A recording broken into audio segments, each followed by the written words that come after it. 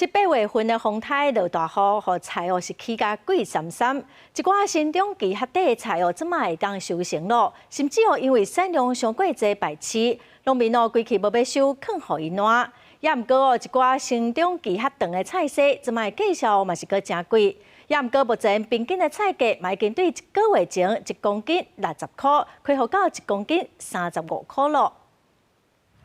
农民透早无用咧挽汤时仔菜，毋过因为最近天气较稳定，产量过多等等的影响，地区分林菜色产地小菜类的价销持续咧落。其中汤时仔菜1公斤产地价销敢若剩差不多10块。有农民讲采收根本就袂好，有诶规期全歹卖。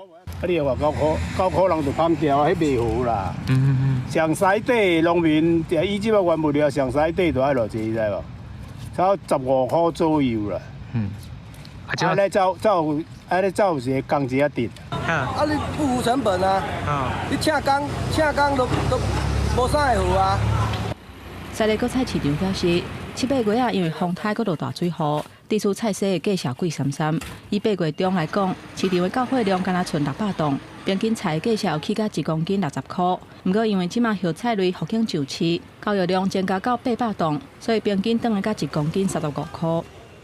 瓜果类甲叶菜类无共，因为瓜果类大部分拢有大病啊，是爱甲这阿摩多条啊扶正啊面顶这烟线网啊爱搁砍过，所以伊比叶菜类复耕较慢。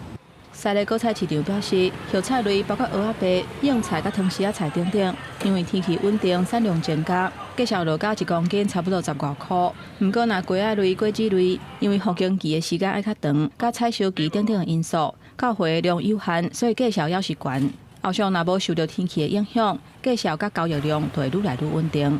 记者综合报道。